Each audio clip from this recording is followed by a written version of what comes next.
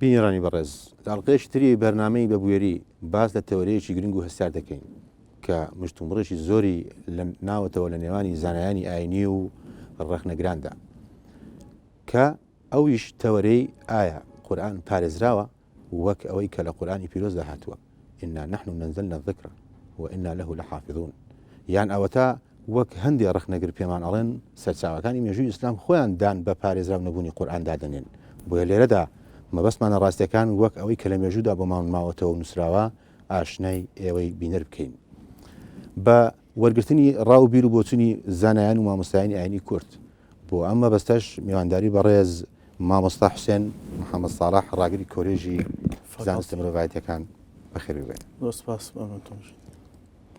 مامۆستا ئەگەر لەم پرسیارەوە دەست پێ بکەین هەمیشە هەندێک کەس پێیان وایە نووسینەوەی قورئان لە سەردەمی خەلیفەی عوسمان کە کۆکراوەتەوە بە دەما و دەم هاتووە ئەم دەما و دەمە مەسەرەن فلان لە فلانی گوێ لێ بووە جێگەی گومانە بەو پێی کە مرۆڤ قابلی ئەوەیە شت لە بیرکە یان جێڕانەوەی لە دەمی کەسێکەوات بۆ دەمی کەسێکی تر کە کۆمەڵی کەسی تری لەبەی نایە گۆڕانکاری بەسەر لەفزەکە دادێ یانی ئەڵێن بە هیچ شێوەیەک ینی قابلی ئەوە نییە لەفز نەگۆڕێ لە نەقلکردنی ئاەتەکان وەک ئەوەی کە لە سەردەمی پێغەمبەر درودی خوای لەسەر بێ هاتووە تا ئەگاتە خەلیفەی عوسمان کە ئەم مەسحەفەی ئێستا ئێمەش بێگومان بناوی ئەوە ناسراوە. بسم الله الرحمن الرحيم الحمد لله والصلاة والسلام على سيدنا رسول الله وعلى آله وصحبه ومن والاه. سلاوی خۆی گەورەتان لێبێت زۆر خۆم بە خۆشحاڵە زانم کەوا لەم بەرنامەی بەڕێستانە بچینە خزمەت قورئانی پیرۆز و گفتوگۆ لە هەندێک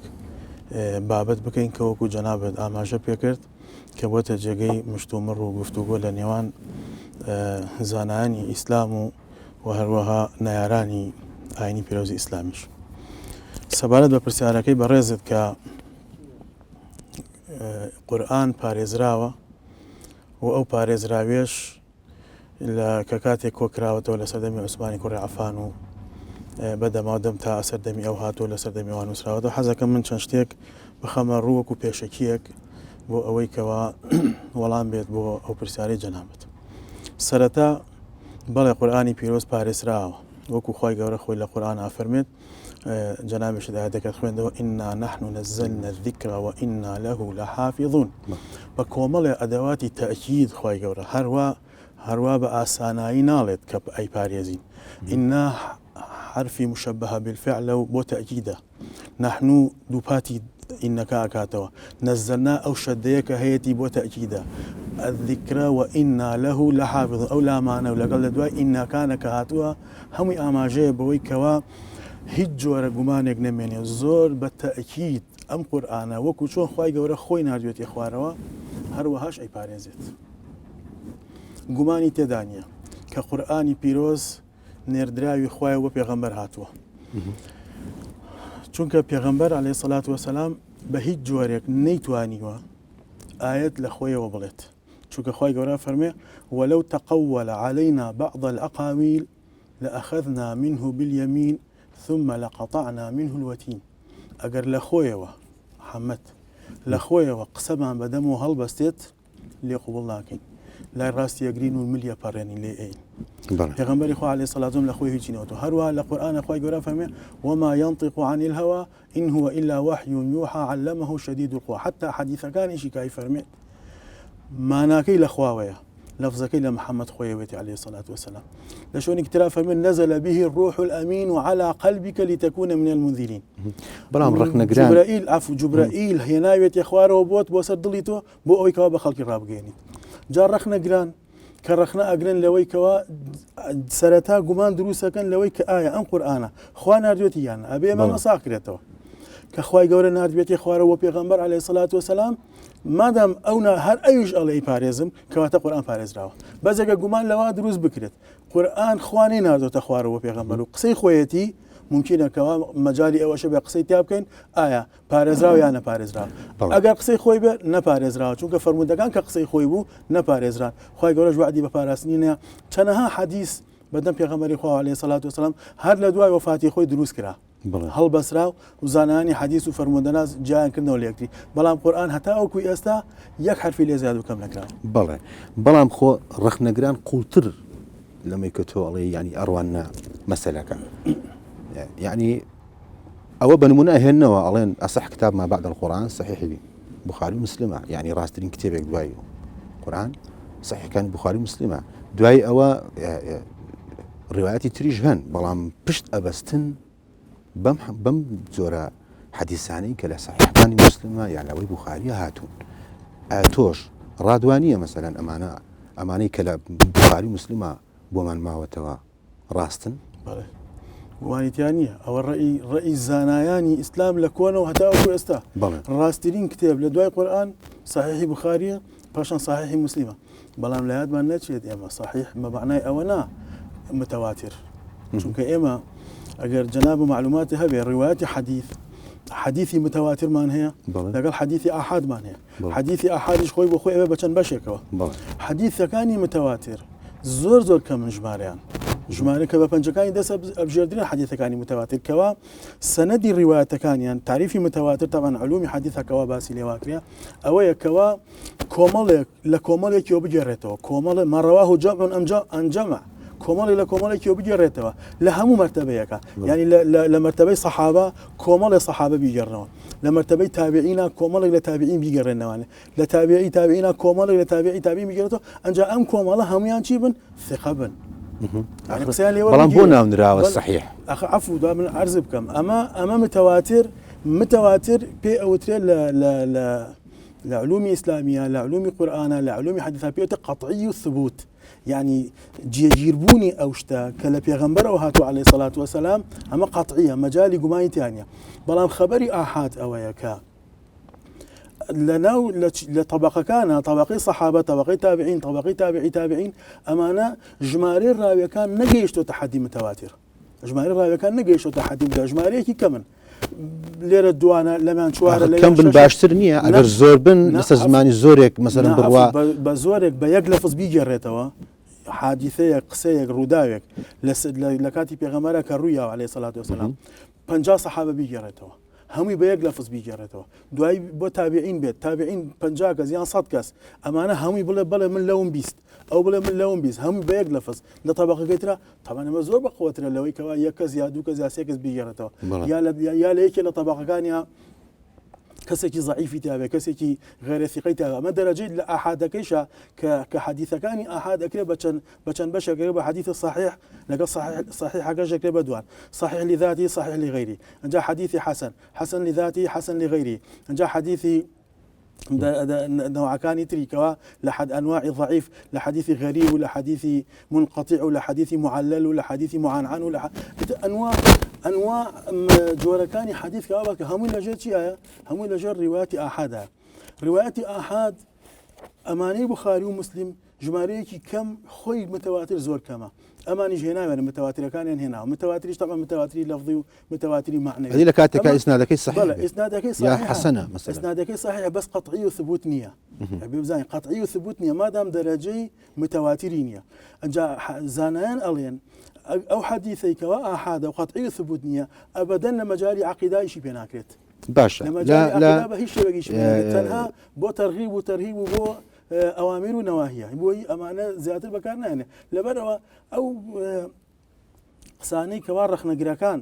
بەکاری ئەهێن و لە ئەگەڕێن لەناو حەدیثی بوخاریە لەناو حەدیثەکانی مسلمە کۆمەڵە شت ئەهێنن ڕیواتەکە صحیحە بەڵام خەبەری ئاحادە ناکرێت تۆ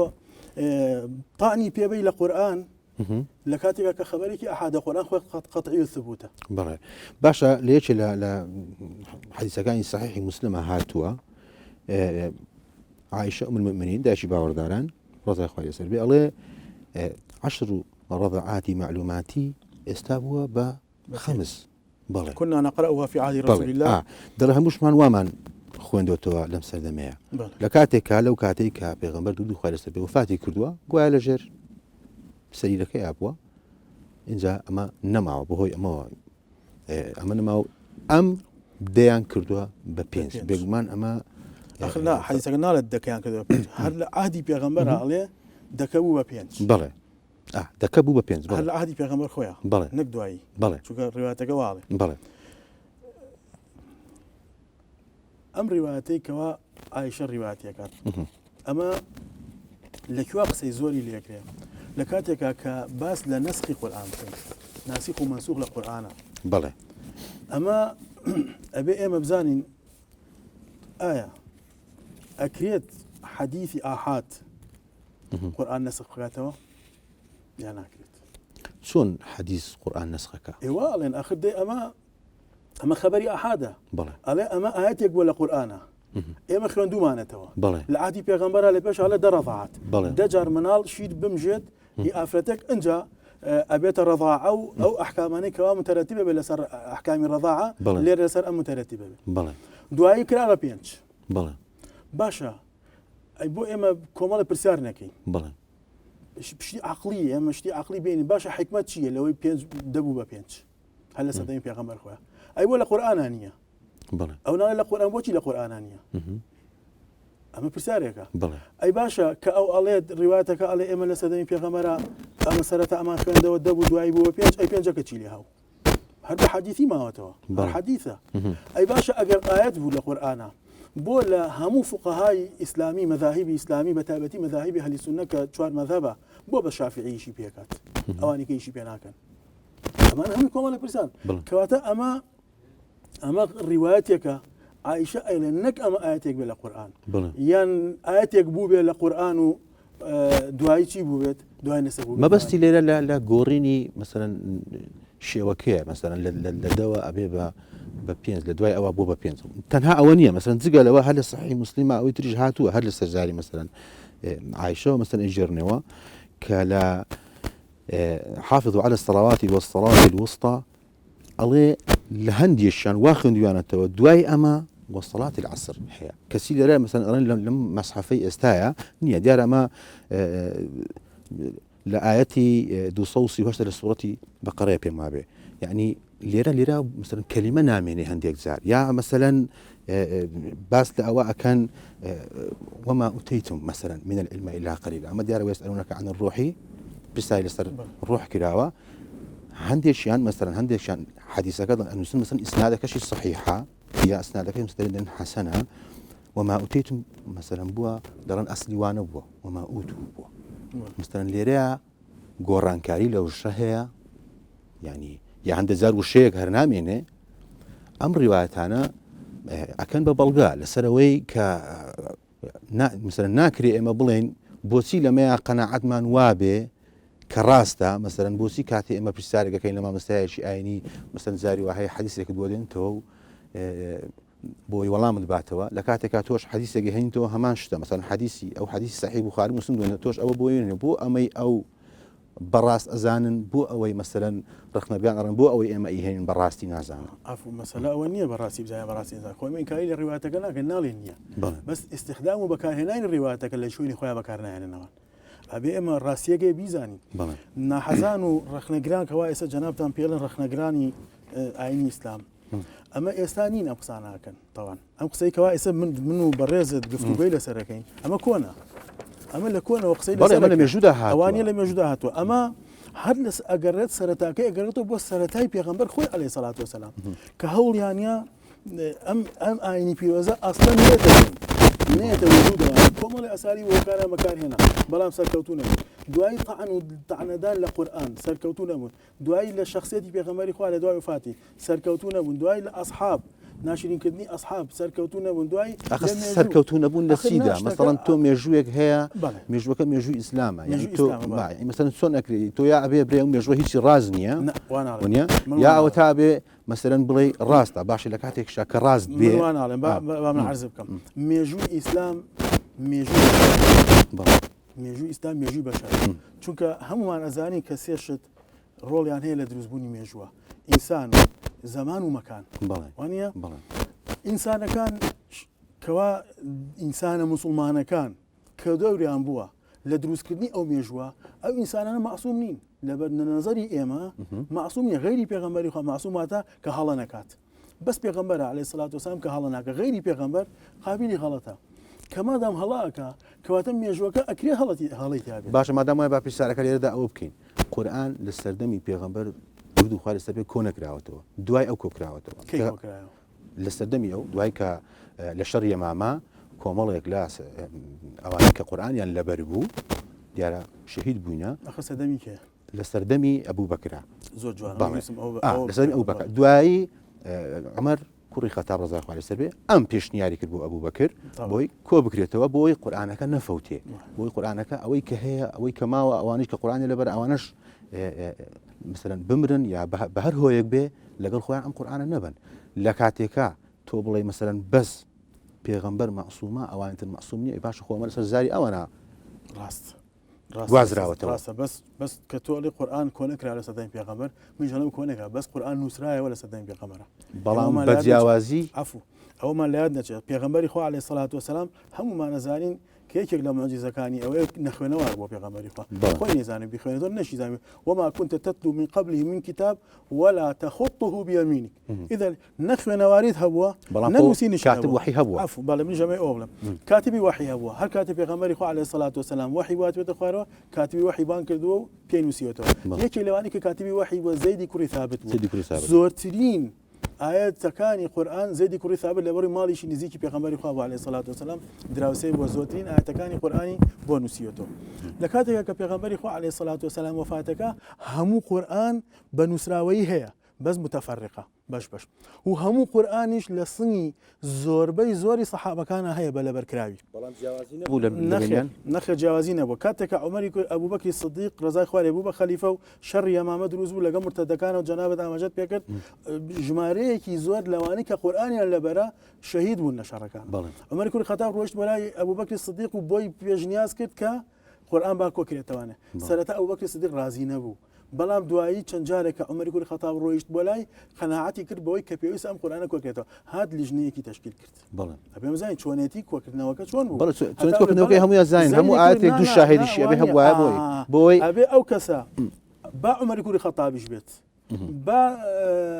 عوسمانی کوڕی عەفانیش بێت با عەلی کوڕی ئەبی تاڵیبیش ڕەزای خوا لە هەمویان کە ئەچێ ئەڵێ من ئەم ئاەتەم لە خزمەتی پێغەمبەرە نووسیوتەوە یا لە خزمەتی پێغەمبەرە لەبەرم کردووە وەکو ئەوەی کە لە پێغەمبەرم مەرگتووە بە شایەتی ئەم دوو شایەتە شایەتەکانیش هەمویان سەحابن لە بیریشمانەچە سەحابە عادلن يعني شایەتیان لێ وەرەگیرە درۆ ناکەم بەڵێ معسووم نین بەڵام عادلن معسووم و عادل فەرقی زۆرە ئەبەم شێوەیە قورئان عومەری ئەبوو بەکری سدیق ڕەزای خوا لێ بێ قورئانی لە دوو بەرگا کۆ کردەوە بەڵێ هەڵی گرت تا سەردەمی عوسمانی قورئان دوو جار کۆکراوەتەوە بێ بزانین سەردەمی عوسمانی کوڕی عەفانیش عوسمانی کوڕی عەفان جەمعی قیراءاتی کرد نە جەمعی قورئان جەمعی قیراءاتی کرد و بەو لەهجەیە کەوا لەهجەی قوڕەیش پێغەمبەری خوا عەلەیهی سەڵات وسەلام قورئانی پێ خوێندوتەوە بەو لەهجەیە نووسرایەوە و ئەنجا نوسخەکانیشی لێ نات بۆچی بۆ وڵاتەکانی تری کە لەژێر سەیتەرە و دەسەڵاتی دەوڵەتی ئیسلامیا بوو کەوا لەسەر ئەو نوسخەیە قورئان بۆ ئەمری کرد هەرچی نوسخەکانی ترا ئەبێت چی بێ لەناو ببرێت و بسووتێنێت بەڵام زۆریشان مانەوە مەسەڵەن ئەوەی ابن عەبدوڵڵا ئەوەی ابن عەباس ئەوەی ابن مەسعود لە کاتێک ئەوانش جێگای سیقە بوون ئەمانە وەکو ڕیوایەت وەکو ڕیوایە ئەمەی کەوا قورئانەی کە ئێمە بە زۆری لە هەموو قورئان خوێنەکانی ئەبیستین و لە هەموو کەناڵەکان و لە هەموو شوێنەکان و مناڵەکان پێ فەرەکە ئەمە ڕیوایەتی چییە حەفظ عن عاصم ڕیوایەتە حەفسە ڕواياتي ورش ورواياتي نافع ورواياتي كان تريش هرماون وكل روايات بلا وكو نوسينوا بس تنها بخطي مصحف عثمانيه كعثماني كور عفان كوي كردو نوسيوانه بوشي بو اوي تفرقوا جوازي لقرآن لنا امتي اسلاميه نهيلت كواتا اصحابي پیغمبري خوا رضای خوا عليه زور سور بون لسر اوي كاو قرآن زور بپاكي بهال بجيرت زور بجواني كو بكريتواني زور بجوانيش بگينه ولادش مانچه حتى استا سندي الروايات متصل شفوي هي قرآن حتى استا بردوامه هي يعني كأتيت لا ما مستايق إجازي قراءاتي هي أما مستايا على من لفلانكس أو لو حتى وقاته شو حتى وقاته يا قات نافع يا قات عاصم يا قات كي أنجل في خبر شلون خندوته بوشيو لي ورقة برام زور روايات شان لسروي كوملك آيات هبوينا لسردمي پیغمبره مثلا أرنجي مال ليبوا لكاتك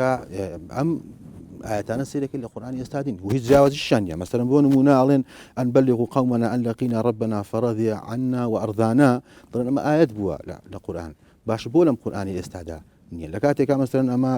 صحیحێکی بوخاری مسلم بیشەکە ژمارەکەشی 26 بۆ بینەران بۆی بیزانن باشە ئەمە لەم مەسحەفەی ئێستایان نییە زانیی کاکەیان ئەمە من عرضم کردی ئەمانە خەبەری ئاحاد با من یەک شتێ با پێ بڵم بۆی ئەو ئیشکالیاتانە حەلکات شروعی نەسخ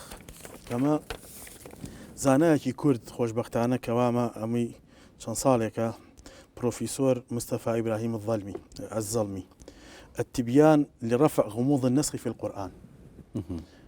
أمين نوسيوا همو أماني رون كردوتوا أشكراي أكاد أو غموض ليلي كوا نسخ القرآن شون بوا يعني أما كانت أخوي هبوا النسخ بوا أو آياتي تريج مثلا لو كان لابن آدم واديان من مال اللي ابتغى يعني زور آياتي زورها أمانة همو أمانة حديثا همو أمانة حديثا ما مش ألين أمانة حديثا بلان باس تشيء كان حديثنا باس لو أكن كألين أمانة كانت أخوي هندي شعر آيات بوا أوي كزانيان شرط عندنا وبو نسخ القرآن يعني آياتك لا ببري القرآن يكمشت كوا أبيتي به ثبوت قرآنية كل ما يسمى بالناسخ والمنسوخ في القرآن بالتواتر أبي هدوك قرآن بيت يعني قرآن بصريحي بله قرآن خوي بله أو هو دعاء وكتشون لبيغمبري خو عليه الصلاة والسلام أفرمي كنت نهيتكم عن زيارة القبور ألا فزوروها فإنها تذكركم الآخرة أفرمي من بيغمبري خوي صراحة على من لسرتا ونم إهج بتن زيارة قبر سامكن بلان برون لموضوع برون چونك قيامة تنبير خاتوا أما ثبوتي حديثيتي نسخك ناسخ ومنسوخ هردو كان أوي لابراوكو هاتو شوينكا هردو كان حديثا ممكن حديث بحديث نسخ به أماش كان القرآن أما لك قرآن بوا أبي قرآن خوي بلا بوا قرآن نال أما يكعفو حديث وعلى إما أتينا نابرش كورتوا نتي نابرش كورتوا أجرين أولاد بيراني برز دوي نابرش كورت أجرين أولادان